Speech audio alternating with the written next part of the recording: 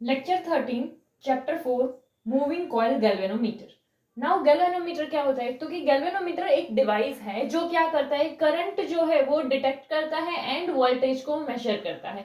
Now अगर हमारे पास कोई सर्किट है, उस सर्किट में अगर इलेक्ट्रिक करंट है तो उसे डिटेक्ट करने का काम कौन करेगा? गैल्वेनोमीटर करेगा।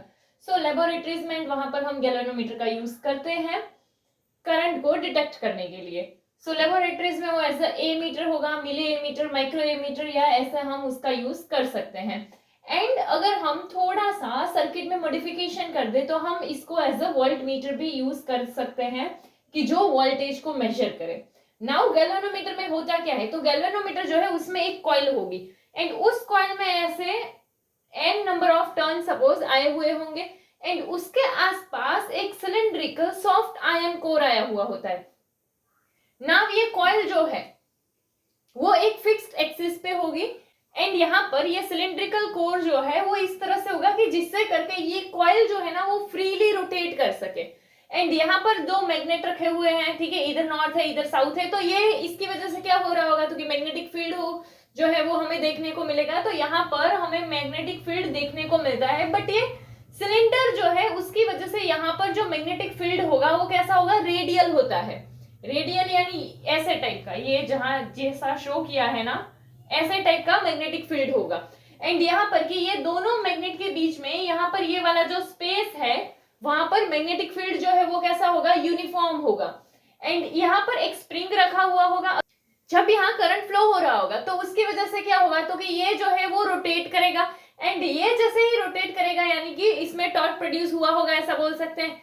सो फिर यहाँ पर हम एक स्प्रिंग भी लगाते हैं। हमने सपोज कि एक स्प्रिंग लगाया है एसपी कि जिसकी वजह से काउंटर टॉर्क लगता है। तो ये जो है ये काउंटर टॉर्क की वजह से क्या होगा? तो कि ये जो पॉइंटर है वो हमें यहाँ पर स्केल में ये दिखाएगा कि कितना डिफ्लेक्शन होता है।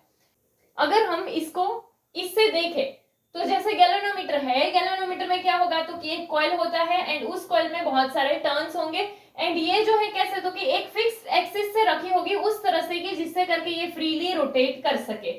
किस में? तो कि यूनिफॉर्म मैग्नेटिक फील्ड जो है उसमें। एंड ये यूनिफॉर्म मैग्नेटिक फील्ड कैसा होगा? रेडियल होगा, जो हमने यहाँ पर देखा। नाउ क्या? तो कि एक सिलिंड्रिकल सॉफ्ट आयन कोर होगा, जो ये वाला अभी मैंने बोला। एंड ये क्या करता है? तो कि ये जो है फील्ड को रेडियल बनाता है एंड साथ में ही फील्ड का स्ट्रेंथ जो है उसे इंक्रीज भी करता है। नाउ यहाँ पर कि ये दोनों पोल्स के बीच का जो स्पेस है वहां पर जो हमें मैग्नेटिक फील्ड देखने को मिलता है वो कैसा होगा? यूनिफॉर्म होता है एंड वो ऑलवेज कैसा होगा? 90 डिग्री होगा। सी यहाँ पर हमने टॉर्क का एक फॉर्मूला देखा है। टॉर्क का फॉर्मूला क्या था? तो कि tau equals to N B I A sine theta. Now ये साइन थीटा जो है वो क्या था? तो कि वो एंगल था। तो यहाँ पर ये जो होगा हमारा, ये एंगल कितने का आएगा? वो एंगल 90 डिग्री का होगा। सो दैट कि जो हमें टॉर्क मिलता है वो कैसा होगा? मैक्सिमम, यानी कि कॉइल जो है वो मैक्सिमम रोटेट कर सके। तो यहाँ पे दोनों के बीच में जो एंगल होगा वो 90 डिग्री का होगा। तो इसी वजह से यहाँ क्या हो जाएगा? जैसे साइन 90 आ जाएगा, साइन 90 का वैल्यू 1 हो जाएगा। तो यहाँ पर टॉर्क कितना मिलेगा? एन बी आई ए जितना मिलेगा। नाउ उतना ही जो है काउंटर टॉर्क प्रोड्यूस होता है स्प्रिंग की वजह से, ठीक है। एंड स्प्रिंग का नॉर्मली टॉर्क अगर हम देखें तो वो क्या होगा? K5 होगा। तो यहाँ पे वो क्या करता है? तो लूप में जो टॉर्क प्रोड्यूस हुआ है उसे क्या करता है? बैलेंस करने की कोशिश करता है एंड इसकी वजह से क्या मिलेगा? तो कि हमें एक स्टेडी एंगुलर डिफ्लेक्शन देखने को मिलता है, जो यहाँ पर हमें इस स्केल में देखने को मिलेगा।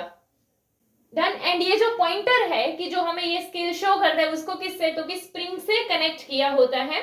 एंड तो इससे कि यहाँ पर जो स्केल दिखेगा इससे हम क्या बोलेंगे? कि उतना करंट का वैल्यू होगा।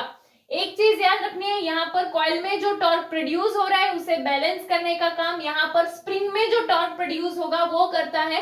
एंड उसी टॉर्क के थ्रू ये पॉइंटर होगा वो भी मूव करेगा एंड उससे हमें इसमें स्केल जो है वो पता चलेगा कि लाइक करंट का वैल्यू जो है वो इस स्केल पे पता चलेगा। नेक्स्ट, मूविंग कॉइल गैल्वेनोमीटर का अगर हम प्रिंसिपल देखें तो इसमें एक करंट कैरिंग कॉइल होती है एंड ये करंट कैरिंग कॉइल को मैग्नेटिक फील्ड में हमने रखा है। तो यहाँ पर क्या होगा? जो करंट आएगा उस करंट की वजह से टॉर्क प्रोड्यूस होगा एंड ये टॉर्क की वजह से क्या होगा? तो कि कॉइल जो है वो रोटेट करेगी एंड इसकी वजह से एंगुलर डिफ्लेक्शन हमें देखने को मिलेगा। इसी प्रिंसिपल पे ये वर्क करता है। नाउ इसका वर्किंग अगर हम देखें तो क्या? तो करंट जो है वो जब कॉइल में से पास होगा तो इसकी वजह से उसमें क्या होगा, टॉर्क होगा, एंड वो टॉर्क कितना, तो कि NIAB sin थीटा के जितना होगा। नाउ जब ये थीटा 90 डिग्री होगा तो उस टाइम पे हमें टॉर्क मैक्सिमम मिलेगा, क्योंकि साइन 90 पे 1 हो जाएगा, एंड इसीलिए टॉर्क का वैल्यू जो है वो मैक्सिमम हो जाएगा। एंड नाउ ये जो मैग्नेटिक टॉर्क हमें जो मिला है उसकी वजह से क्या होता है, तो कि कॉइल जो है वो रोटेट करता है, एंड यहाँ पर हमारे पास एक स्प्रिंग था SP, कि जो क्या करता था, तो कि जो काउंटर टॉर्क प्रोवाइड करता था। अभी जब स्प्रिंग होता है तो स्प्रिंग में क्या होता है, स्प्रिंग में एक रिस्टोरिंग टॉर्क जो है वो भी हमें देखने को मिलता है। तो स्प्रिंग में रिस्टोरिंग टॉर्क जो है वो प्रोड्यूस होता है, एंड रिस्टोरिंग टॉर्क ऑलवेज कितना होता है, तो कि उसका स्प्रिंग का जितना डिस्प्लेसमेंट हुआ होता है उतना ही उसका रिस्टोरिंग टॉर्क प्रोड्यूस होगा। तो इसीलिए टाउ प्रोपोर्शनल टू क्या होगा, फाई, या हम ऐसा बोल सकते हैं कि टाउ इक्वल्स टू के फाई। तो के क्या हो जाएगा, तो कि के जो है वो क्या होगा, एक कांस्टेंट होगा। नाउ ये जो स्प्रिंग है वो क्या, वो काउंटर टॉर्क प्रोवाइड करते हैं, एंड ये काउंटर टॉर्क से क्या होगा, तो कि वो ये जो मैग्नेटिक टॉर्क था उसे बैलेंस करती है, एंड इसी की वजह से क्या होगा, तो कि हमें एक स्टेडी एंगुलर डिफ्लेक्शन देखने को मिलता है, जो हमें गैल्वेनोमीटर के स्केल पे रीडिंग्स देखने को मिलती है, वो हमें इसी की वजह से देखने को मिलती है। सो स्टेडी स्टेट पे हम ऐसा बोल सकते हैं कि ये जो स्प्रिंग का टॉर्क है वो एंड ये जो टॉर्क होगा दोनों का वैल्यू क्या होगा, सेम होगा। तो हम ऐसा बोल सकते हैं कि के फाई इक्वल्स टू क्या होगा, NIAB। सो यहाँ पे हम ऐसा भी बोल सकते हैं कि ये दोनों क्या है, एक दूसरे से इक्वल होंगे, एंड ये के क्या है, कांस्टेंट है। एंड यहाँ पे फाई जो है, फाई क्या शो करता है, तो कि फाई जो है वो हमें एक्चुअल में डिफ्लेक्शन शो कर रहा है। स्केल पे जो पॉइंटर अटैच किया होगा, स्प्रिंग के साथ हमने एक पॉइंटर अटैच किया होगा, एंड ये पॉइंटर हमें स्केल पर कोई ना कोई वैल्यू दिखाता है, तो वो डिफ्लेक्शन जो है वो कौन शो करता है, फाई शो करता है। एंड नाउ यहाँ पर अगर हम देखें, ये है, अगर हमें फाई फाइंड करना है तो ये के यहाँ मल्टीप्लाई, यहाँ आएगा तो डिवाइड, तो इसीलिए ऐसा हो जाएगा। नाउ आई जो है वो क्या है, तो कि वो तो बाहर से आ रहा है, मतलब सर्किट में बाहर है ना, बाकी की सारी चीजें तो क्या है, तो कि ये कांस्टेंट होगी, ऐसा हम मान सकते हैं, क्योंकि ये सारी चीजें गैल्वेनोमीटर में है। बट करंट जो है वो क्या, तो कि जिस सर्किट के साथ कनेक्ट किया है वहां से करंट आएगा। तो ये सारी चीजें हम क्या बोल सकते हैं कि ये सारी चीजें कांस्टेंट होगी, तो इसी के बेसिस पे हम क्या बोलेंगे, फाई प्रोपोर्शनल टू आई। ये सारी चीजें अभी हमने जो बोला वही है, बस ये कि प्रिंसिपल एंड वर्किंग के हिसाब से अगर हम देखें तो कैसा होगा। नाउ अगर हम गैल्वेनोमीटर के यूजेस देखें तो एक तो क्या है, करंट जो है वो डिटेक्ट करने में यूज में आता है। इसके अलावा हम स्मॉल इलेक्ट्रिक करंट जो है वो भी मेजर कर सकते हैं, एंड गैल्वेनोमीटर जो है उसका हम यूज करके ए मीटर एंड वोल्ट मीटर भी बना सकते हैं। लाइक गैल्वेनोमीटर जो है उसके लिए थोड़ा सा सर्किट में मॉडिफिकेशन करके हम उसे ए मीटर एंड वोल्ट मीटर के लिए भी यूज कर सकते हैं।